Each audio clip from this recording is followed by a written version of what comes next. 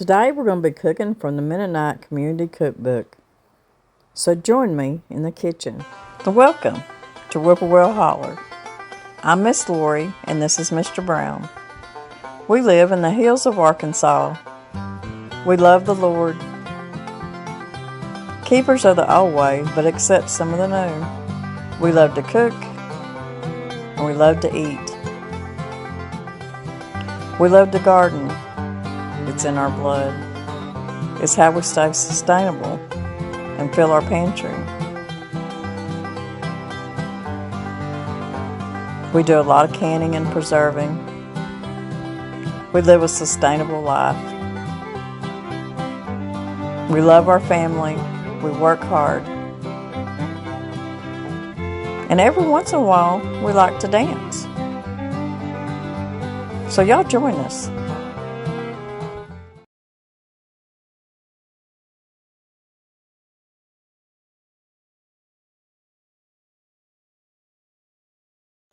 Today I'm going to be using a bread mixer that you just mix all your ingredients in here. And I do have a Nutrimilk Artiste. I don't really want to use it. I just didn't want to get it down today. So this is just as handy. Plus, you can proof your dough right here. Now, some of y'all said that yours did not work. So down here, it has very simple buttons. It's the mix button, the timer button, and then once it's done mixing and kneading, then you come over here to ferment and you put how long. Like I'll probably ferment this bread for an hour and a half to 2 hours, probably what I'll do. So anyways, it's a good thing to have, but it's just mainly to help me. So we're going to be making these butterscotch rolls. So the first thing we're going to do is we're going to make our sweet dough recipe. And this sweet dough recipe comes out of this Mennonite cookbook.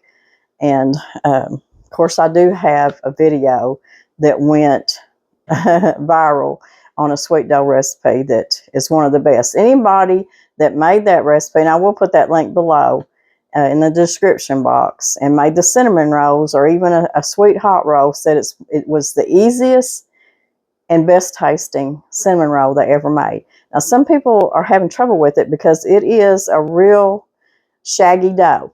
But what you do is you just have to add a little bit at a time till you get that dough to that right consistency. If you add too much flour, your dough is going to be too dense. So you just have to work with it and get it to that point. And every day will be different because of the humidity or too dry or whatever. But it is a really good recipe. But we're going to be using this one out of the Mennonite Community Cookbook. So the first thing we need to do is make our sweet dough. And I need to scald 1 cup of milk, and I need to get 1 cup of lukewarm water. So we're going to turn the stove on. And scalding milk is just when you see it come to barely a little bubbles around the very edge of your milk. And then it's done.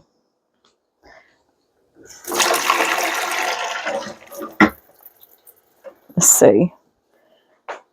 I need 1 cup of lukewarm water. I've had people, not people, probably one person, that asked me please not to use the water out of my faucet here in the kitchen. My water is very good water, very clean water. It comes from a well, and yeah, it'll have different things in it, minerals and stuff like that, but nothing toxic. We don't live in the city. Now, my drinking water is, I do have it in it's called my water machine. It's a filter, it's a big filter. That's what my drinking water. But as far as just cooking, it's fine. There's nothing wrong with my water. So, 1 cup. Okay. Now it calls for, of course, this is an old book. This is 1950. This copyright's 1950. So it calls for 2 cakes of compressed yeast. So 2 cakes. 1 cake equals 2¼ teaspoons of just your regular dry yeast that you buy at the store, one package, which is about 1/4 ounce, I believe. So what I've got here, since it calls for 2 cakes, I've got 4½ teaspoons of, I'm going to use rapid rise, but you can use just regular active yeast. Either way, it's going to work, but I'm going to use the rapid rise yeast. So what I'm going to do is I'm going to go ahead and dissolve my yeast in my 1 cup of water. I've not, this is the first time making this, y'all, so we're doing this together. So I got to make sure I'm doing this right.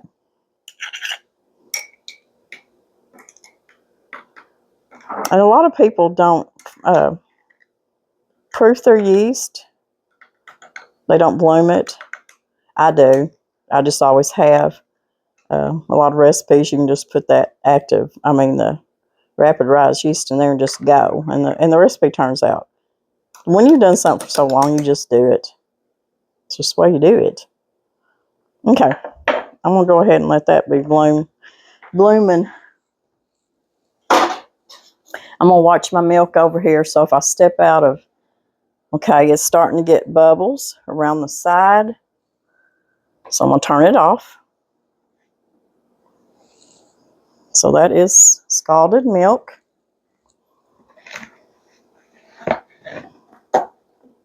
So what they want you to do is scald your milk and pour it over the sugar, which is 1/2 cup of granulated sugar.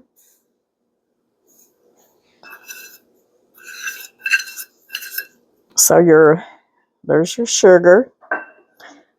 And then you need 1/2 cup of shortening. And of course, I'm using the butter flavor shortening because that's all I've got, y'all. But you know, if you want to use lard, go right ahead. Maybe you've bought lard in the grocery store and it's not as hoggy tasting. But when we do render our fresh lard, it does give baked goods just a little different taste. So like I said, I don't use shortening, but for stuff like this, I will. So 1/2 cup of shortening, 1/2 cup of sugar. You're going to pour your scalded milk, and then I've got 1½ teaspoons of salt. You're going to pour your scalded milk, which is 1 cup, over the top of all that.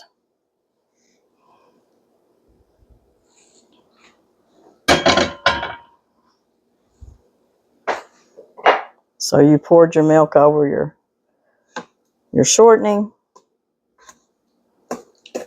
your sugar, and your salt.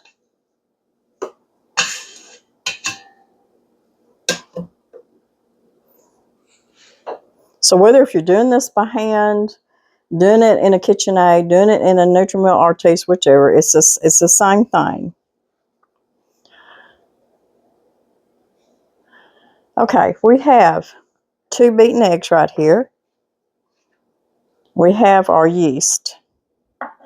So what we have to do is let this milk cool down just a little bit because we cannot add our egg and our yeast to it when it's still that hot. You're going to need 7 cups of flour, and I will be using, it calls for 1/2 teaspoon of nutmeg, y'all.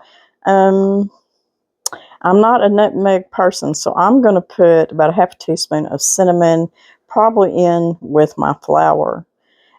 And that's pretty much your foundation sweet dough recipe. So let's let this cool down just a little bit. It's a little bit too hot, and then we'll finish it.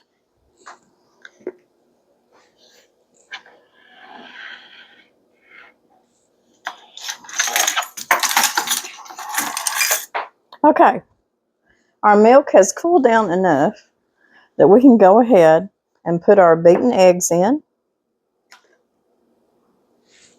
These eggs are so beautiful. Our hands do such a good job. The yolks are so yellow.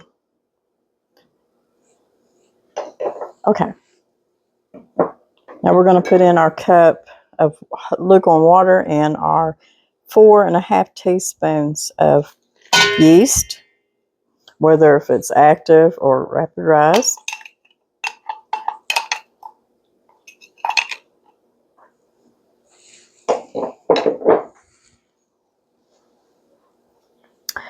Okay, I'll go back to my page. Okay, we're just going to mix this for just a minute.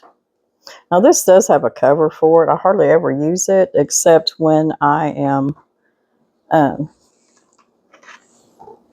letting it go in proof. But I'll go ahead because I don't want to mix it very long.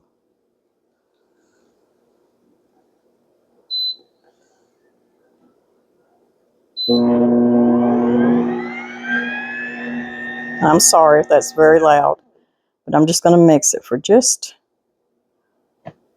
a minute before I start putting my flour in.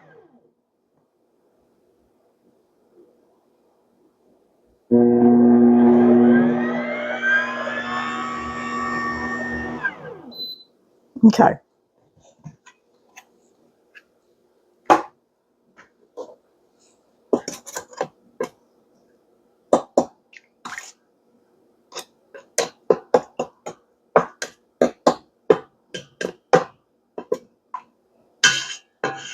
Now we're going to start adding our flour a little bit at a time.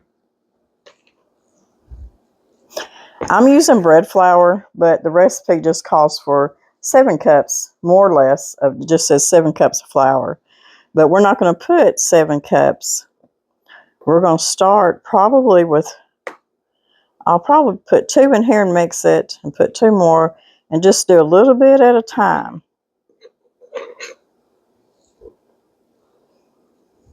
Especially when you've never made a recipe before. You know, just always when it comes to your flour ratio, be careful with it. Just do a little bit of your flour at a time. In fact, I'm going to do 3 cups. I hope y'all having a nice day.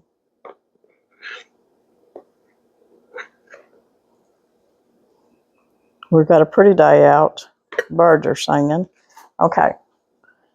I'm just going to kind of mix the 3 cups in.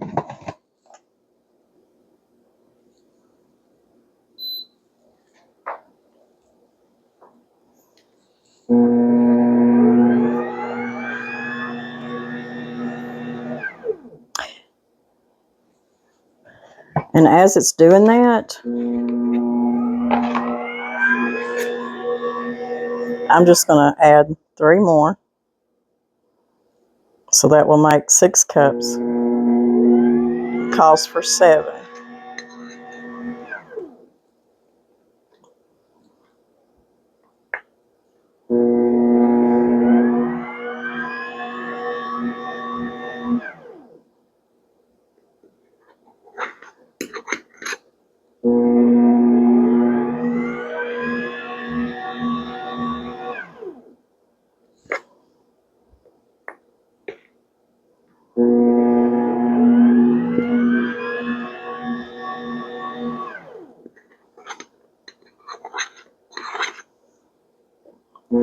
That is 6 cups.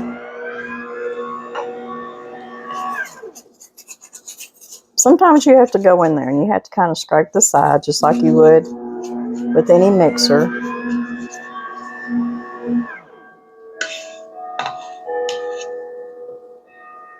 I do hope y'all are having a beautiful day. We got more storms coming and historical floods coming, and I'm just trying not to be nervous about it. But you know, it's hard sometimes.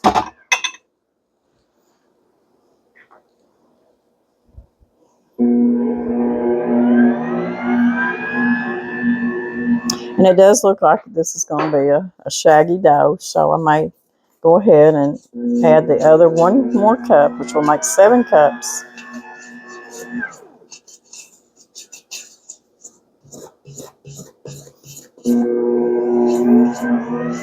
Kind of getting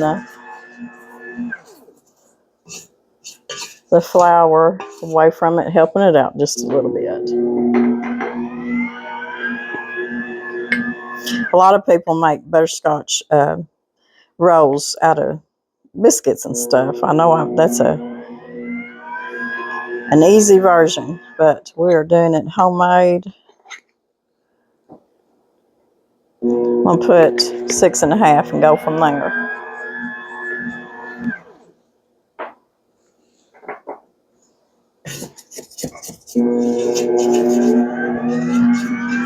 Now there is, and I'll put that recipe down in the description box with this recipe, that you can also make this into cinnamon rolls, which uses this sweet dough recipe, melted butter, brown sugar, cinnamon, and raisins. So I will put that down with the butterscotch recipe too. That way, you know, there's 2 different recipes you can do with this. I knew that Mr. Brown would love the butterscotch rolls, so that's what we're going with. And looking at this dough, I'm thinking that I may not need that other half of flour. I'm going to, let's see, it's going to mix and knead for 11 minutes is what it's on, which is what I would do by hand too. So I'm just going to let it do its thing. If I think it needs that other half of flour, I'll put it in there. I'm just going to keep an eye on it and watch it.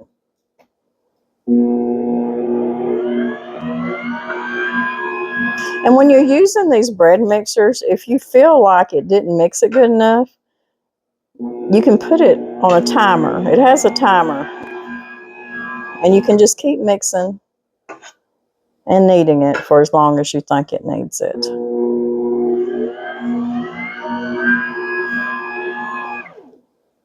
Okay.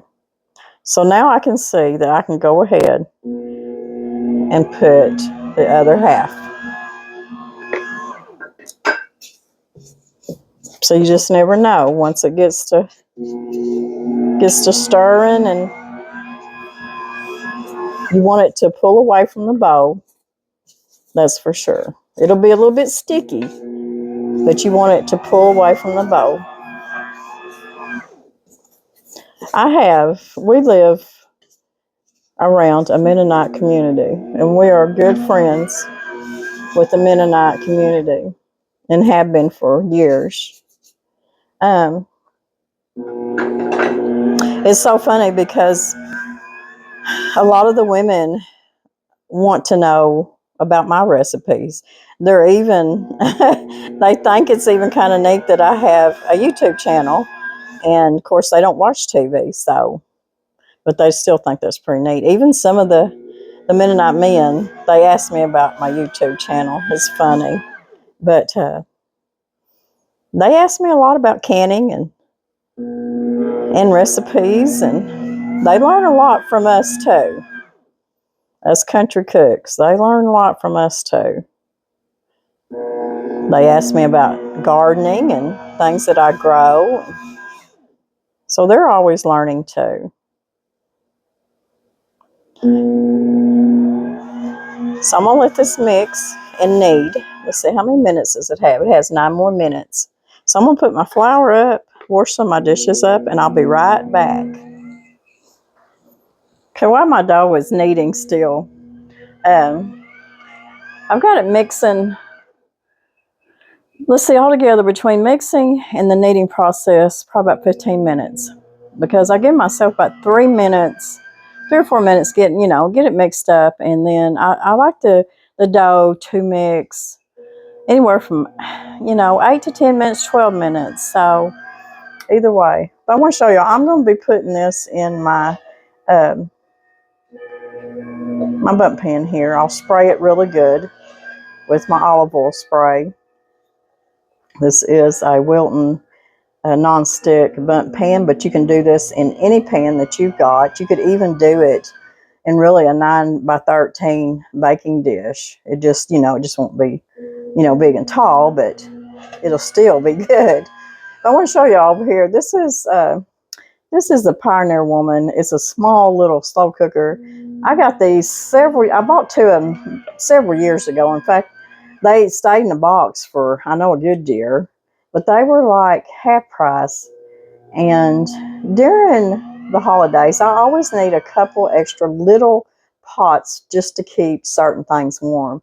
But anyways, I had some apples going bad. I had some oranges that I needed to use. I put a sprig of rosemary in here, um, cinnamon, nutmeg, cloves.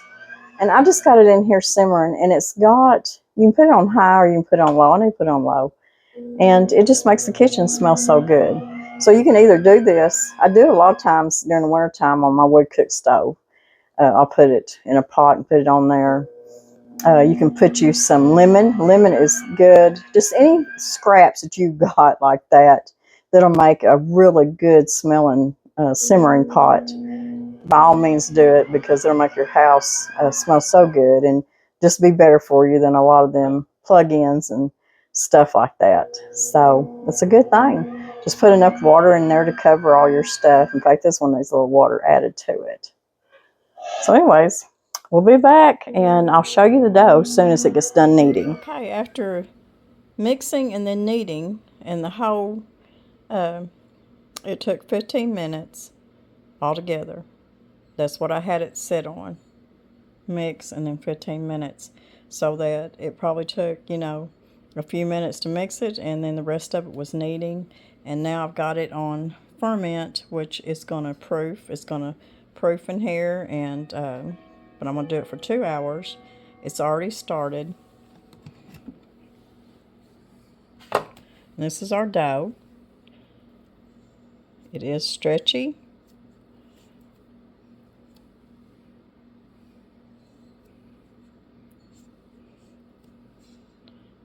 And it does pop back some. So it's ready to go. So I'm going to put the lid on this, and what it does during ferment is it'll be warm in here. Gets a little bit of a certain degree, and it'll do all its proofing right in here. But if you don't use one of these, you're just doing it in a regular mixer, by hand, whatever, you'll just put it in a big bowl, old bowl, cover it, put it in a warm place, and let it proof, double. Now, it may not take 2 hours. Put an hour and a half on it and watch it. But anyways, I'm going to do this for 2 hours. I may check it in an hour and a half, though.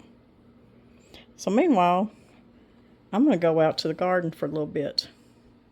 Okay, it has been an hour and 40 minutes. I have been out in the garden and got a lot done.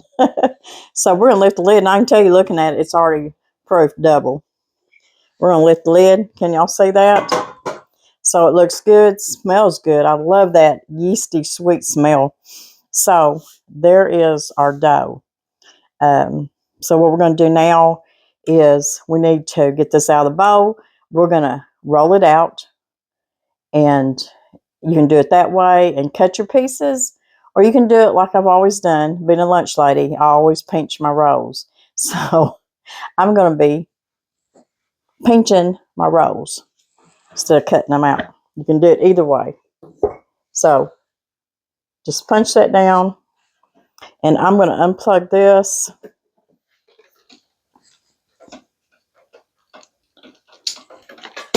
And get it out of my way.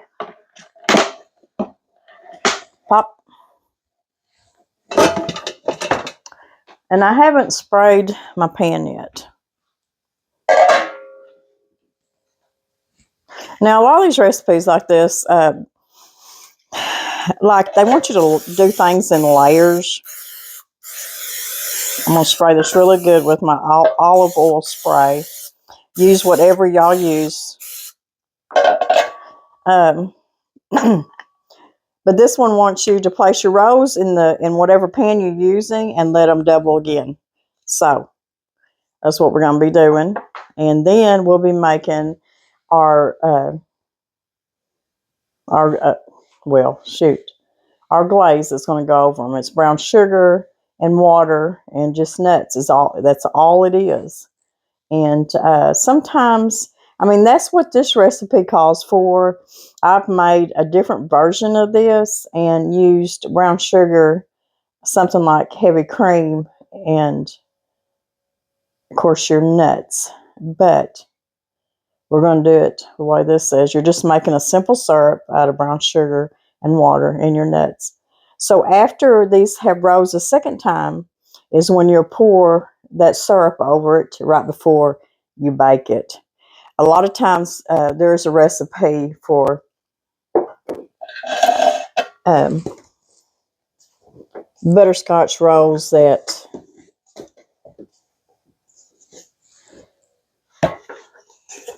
you'll pour the syrup, over the rolls or over the biscuits or whatever, and then you'll leave it in the refrigerator overnight and then bake it in the morning.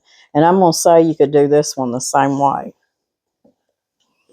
So what I'm going to do, instead of rolling it out and cutting it in squares, I'm fixing to pinch them. Y'all have seen me do this before on just doing my regular rolls. And this right here will make good hot rolls too, I'm sure, because that sweet dough recipe that... Okay, this is where I had a mic malfunction. My mic went dead, y'all. So I'm just talking away and no voice. So we're just pinching rolls. Just like when I was a lunch lady, pinching all those rolls. And I'm just going to layer them here in this pan, and I don't remember what I'm talking about, but I'm sure I'm just blabbering away. If you do this in a 9x13 dish, it's going to work out wonderful. You won't have all them thick layers of your rolls, but your rolls will get done faster in the oven, and you'll still have a really good brown sugar syrup glaze throughout your rolls. So you don't have to do it in a bundt pan. But it's just the way that I'm going to do it. And I'm just going to keep layering my rolls. And just keep talking away. I wish I could remember what I was saying, but I don't. Every time I watch myself pinch the rolls like that, it just brings me back to thousands of homemade rolls that I pinched in the lunchroom for so many years. And that dough, it's a really good. That dough felt so good. They pinched out so easy. If you have a really tough, dense dough, you can't pinch your rolls very good. But you can tell how elastic it is, how smooth it is, how soft it is. So it is a really good recipe, y'all. And like I talked about before, I have my own sweet dough recipe video that went viral. And so many people use that recipe and absolutely love it, making especially homemade cinnamon rolls. But I have to say that this dough feels absolutely wonderful. So I feel like it's going to be a really good recipe. So my mic is still messed up in this one here. So I'm just going to continue to pinch my rolls. But I wanted to show y'all up close what I mean by pinching my rolls. Now, if you can't pinch them, just see how you do it between your thumb and the side of your finger, just like that. Just bring it in and pinch them off. But if you can't do that, I mean, I'm really surprised. If the dough wasn't as soft as it is, I couldn't do it with my arthritic fingers. But it did work out. And you see how I'm layering my rolls in there. The next time I make this, though, I'm going to do it in just a big baking dish. It may have to be bigger than a 9x13. I realized that after I made all my rolls up. Or you could do it in 2 dishes. But I just keep making my rolls and layer them. But if you can't pinch them out, just do like you're going to make cinnamon rolls and roll your dough out to about 1/4 of an inch thick, and then cut them in squares and lay them in your baking dish. And in fact, that's the way the recipe says to do it.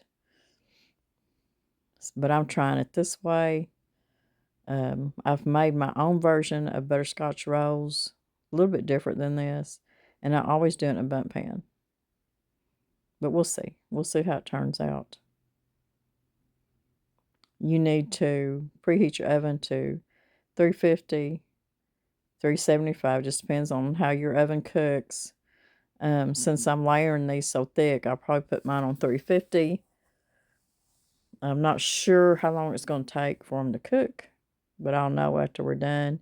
But these have to go through another rise, so I will put a cover on these, a tea towel, and let them sit till they double in size. Meanwhile, we're going to make our syrup to go on top.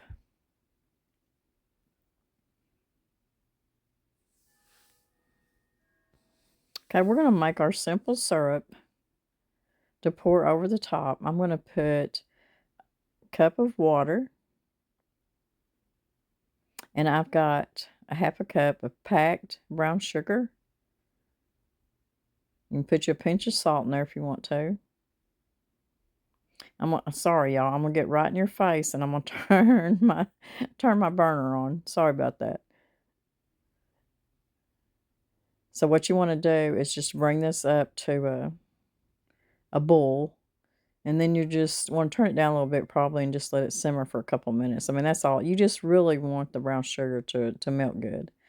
I'm going to go ahead and I'm going to add 2 handfuls of pecans. You can use walnuts if you want to, or you don't have to use any nuts at all.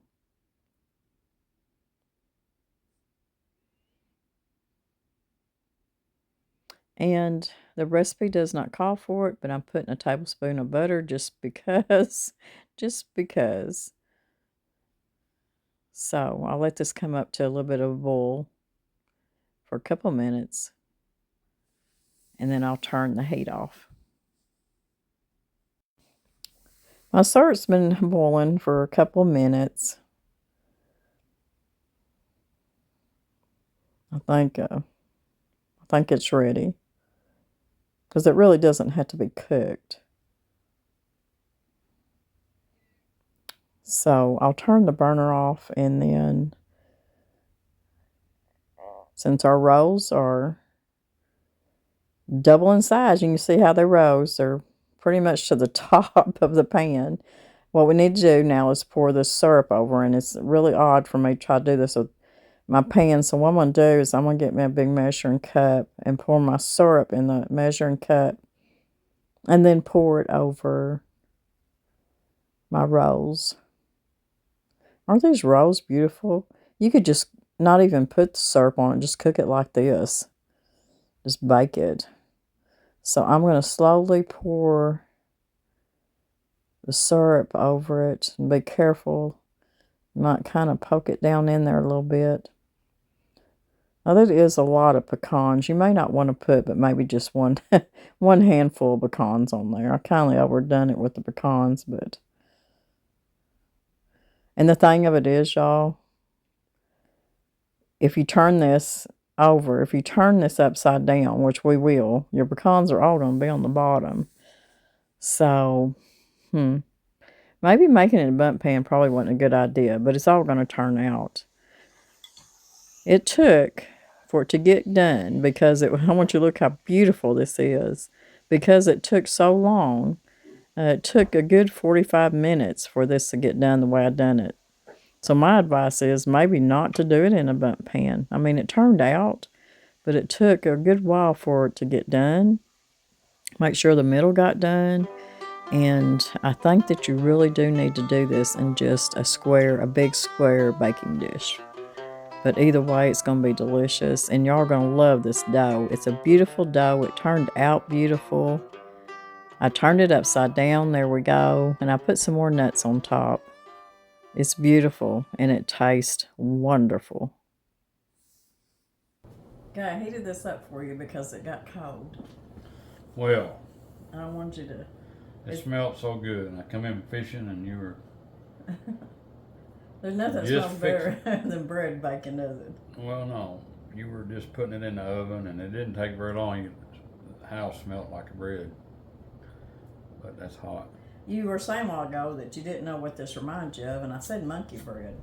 Well, it's because of the way I made it in the bundt pan, but I also told them I think they probably need to make it in just a big baking dish, probably bigger than a 9 by 13, or do a couple dishes. You might even double the syrup too.